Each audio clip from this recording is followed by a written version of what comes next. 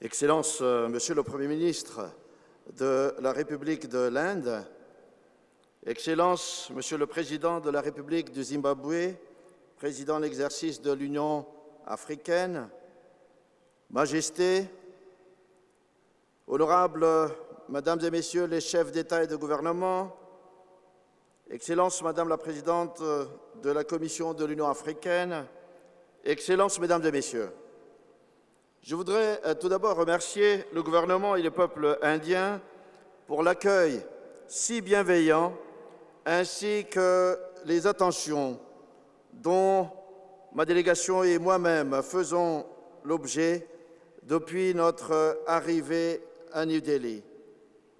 En cette occasion où nous sommes réunis dans ce pays empreint d'histoire, riche de sa culture, terre de démocratie, permettez-moi de me référer à une grande figure de l'humanité, le Mahatma Gandhi, qui a laissé un message d'une grande portée pour nous tous.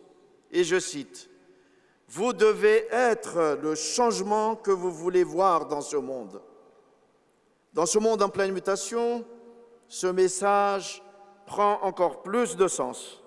Et je suis convaincu que nous tous ici présents, nous avons la ferme détermination d'incarner chacun et ensemble ce changement qui alliera la paix, la démocratie et la prospérité pour nos pays respectifs et pour le monde. Monsieur le Premier ministre, nous sommes convaincus que le sommet qui nous réunit aujourd'hui restera sûrement gravé dans l'histoire. D'ailleurs, nous nous réjouissons de l'initiative de votre gouvernement de l'avoir organisé en ce moment si important pour le monde. Moment si important car il y a quelques semaines à New York, nous avons approuvé les objectifs de développement durable. Ce sommet répond de manière concrète à l'esprit de cet agenda post-2015 ainsi qu'à l'agenda 2063 de l'Union africaine auquel mon pays adhère totalement. Nous arrivons à la 3e édition de ce sommet.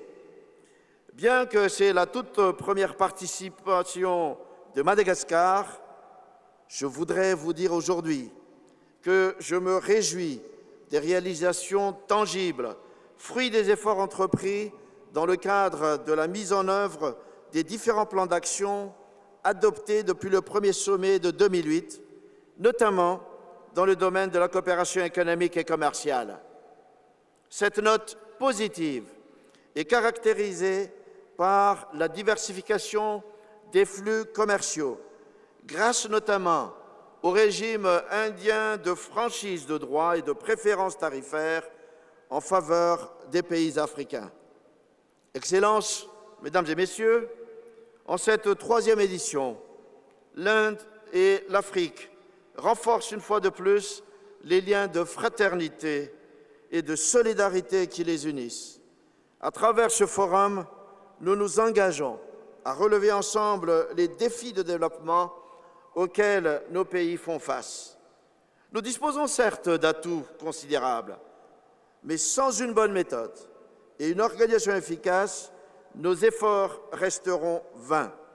Il est donc fondamental de souligner que la participation des États au processus de conception des programmes à entreprendre revêt une importance capitale.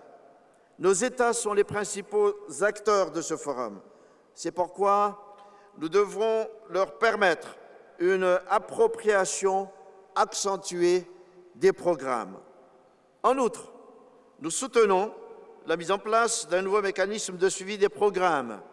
Ce mécanisme doit nous permettre de distinguer les projets de coopération au niveau bilatéral et ceux fruits du sommet Inde-Afrique. Il pourrait inclure, bien évidemment, la participation du secteur privé et de la société civile. Ces exigences structurelles sont d'ailleurs conformes à la dynamique actuellement engagée en termes de coopération au développement. Je voudrais aussi insister sur le rôle déterminant et crucial de la Commission de l'Union africaine. Cette commission a un rôle à jouer car nous avons besoin d'une coordination efficace. Je reste persuadé qu'une planification plus concertée en impliquant davantage tous les pays, ainsi qu'un système de coordination et de suivi plus formel et plus inclusif, ne peuvent qu'optimiser nos actions communes. Excellences, Mesdames et Messieurs, concernant les relations entre l'Inde et Madagascar en particulier, je pourrais remonter à 160 millions d'années passées, lorsque le continent africain et le sous-continent indien, partis du Gondwana à cette époque, se sont séparés en laissant entre eux une île qui s'appelle Madagascar. Dans notre vision de ce forum, Madagascar devient le pont naturel, historique, entre l'Inde et l'Afrique.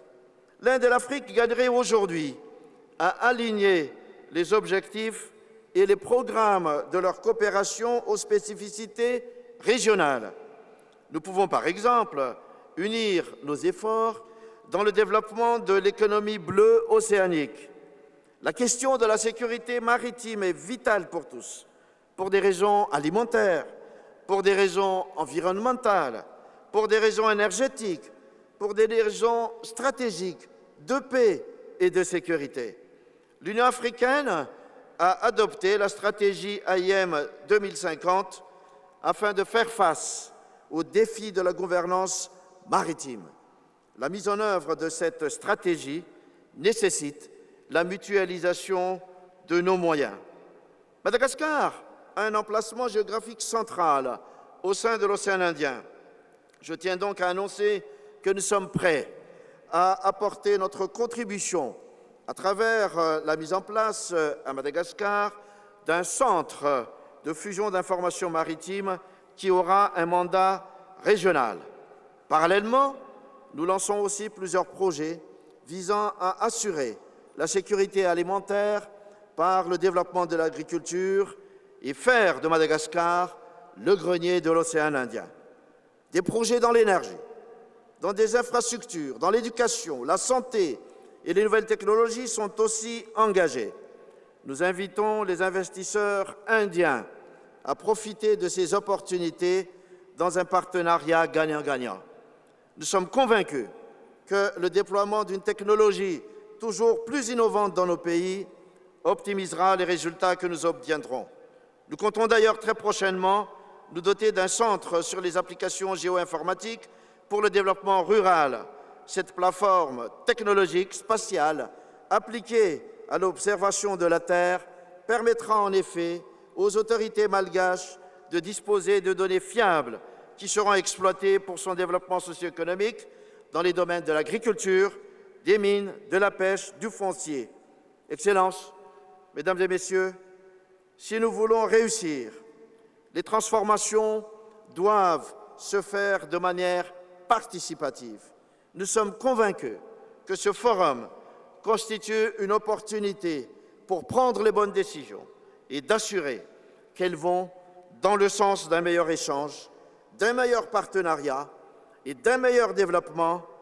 Et nous sommes convaincus que l'Inde est une terre idéale pour cela. Je vous remercie de votre aimable attention, Mesdames et Messieurs.